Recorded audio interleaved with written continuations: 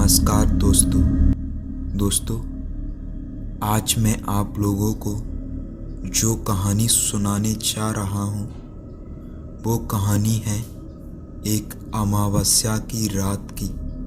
हाँ दोस्तों, अमावस्या की रात की कहानी बहुत ही पॉपुलर है, पर इन्हीं कहानियों में से एक कहानी है विजय की, जो कि आज मैं आपको सुनाऊंगा।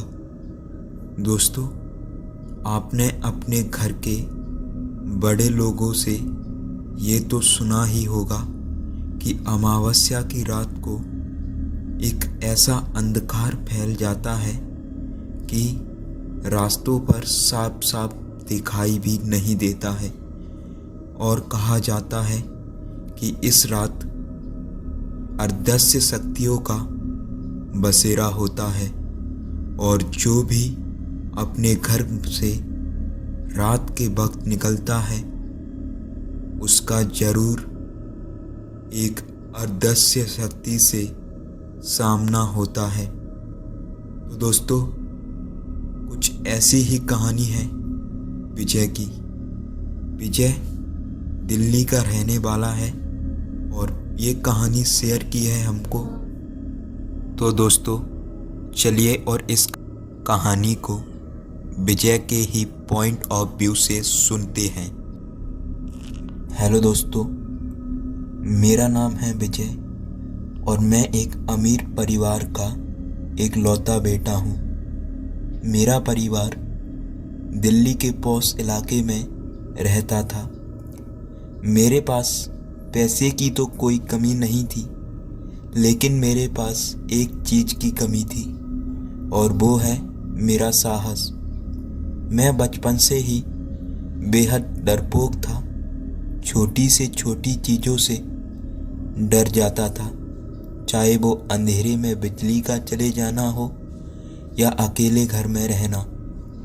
मैंने अपने जीवन में कभी भी किसी मुश्किल का सामना नहीं किया है, क्योंकि मेरी हर ज़रूरत मेरे पिता ने पूरी की है।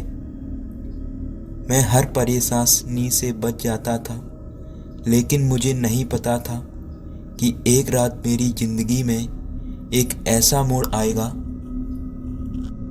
जो मेरी ज़िंदगी को हमेशा के लिए बदल देगा। अमावस्या की रात को लेकर मेरे घर में एक कहानी प्रसिद्ध थी, जो कि मेरी दादी मुझे सुनाया करती थी। दादी कहती थी कि इस रात को घर से बाहर निकलना नहीं चाहिए।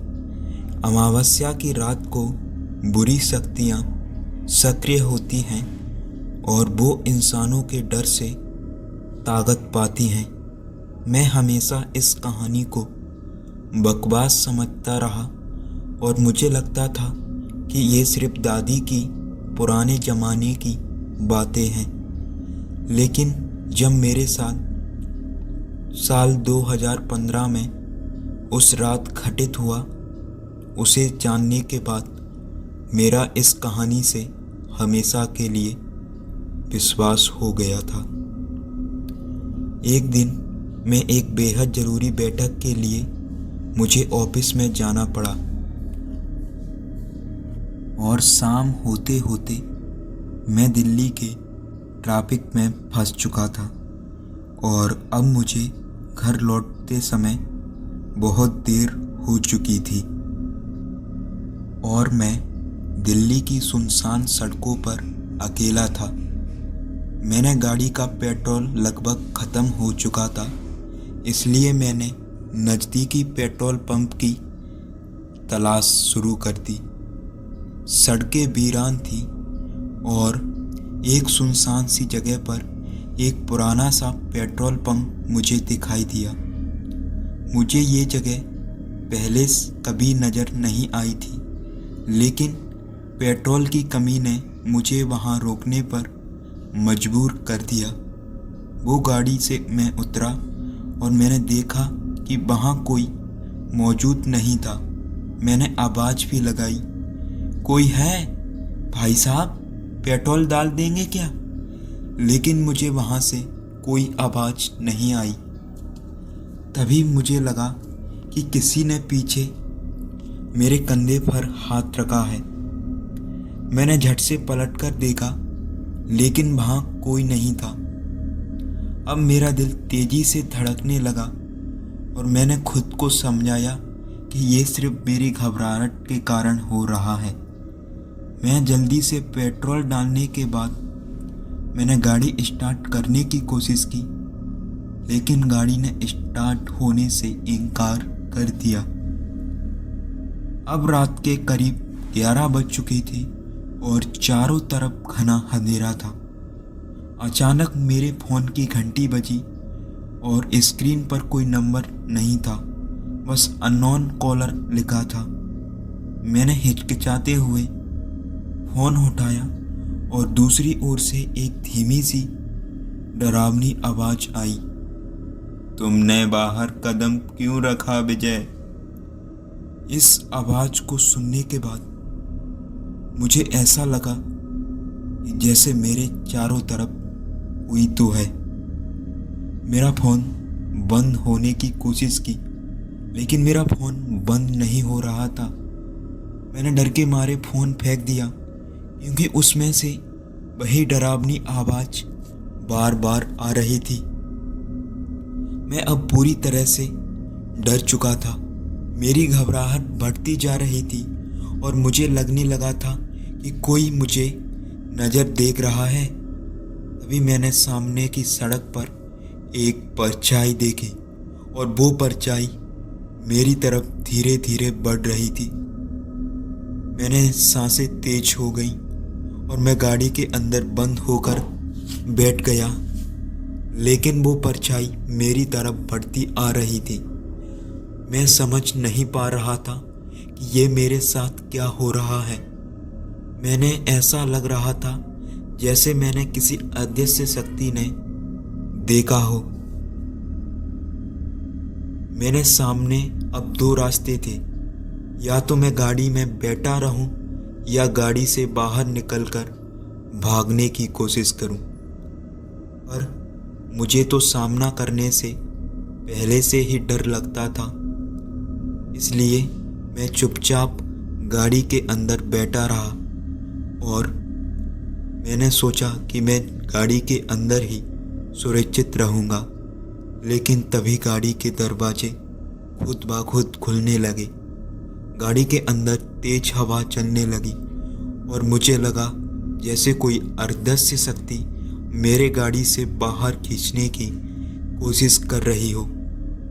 मैंने अपनी पूरी ताकत से दरवाजा को पकड़ लिया, लेकिन वो अदृश्य शक्ति बहुत ताकतवर थी। मैंने आखिरकार हार मान ली और गाड़ी से बाहर निकल आया।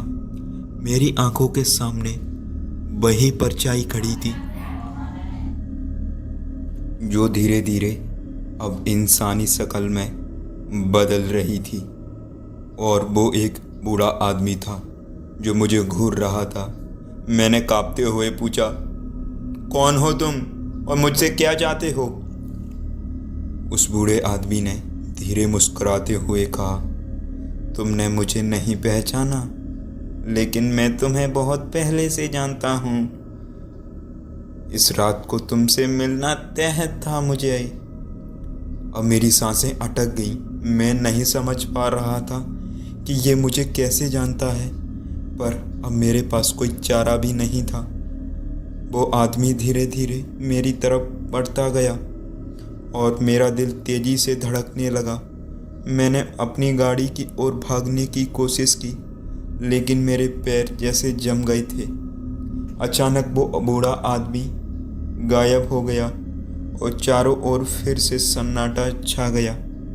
मैं हाँफते हुए वहाँ से खड़ा था और क्या ये सब मेरा वहम था या ये सचमुच? मैं ये सोच ही रहा था कि अलौकिक घटना हो रही थी।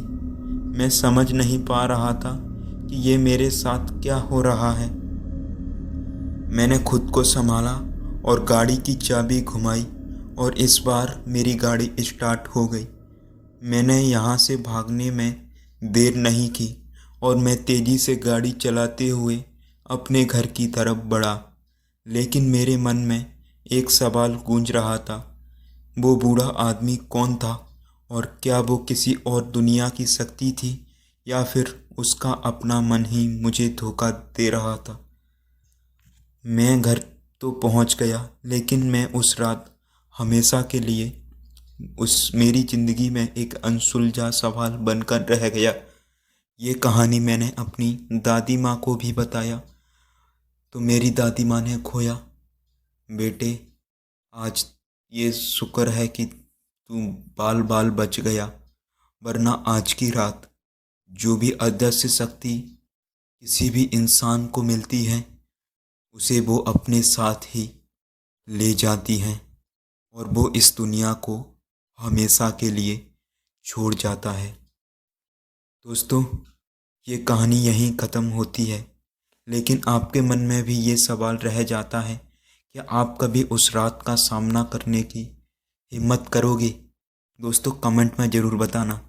और करते हैं कहानी को यहीं पर ख़त्म और मिलते हैं नेक्स्ट वीडियो में। जय हिंद एंड जय भारत।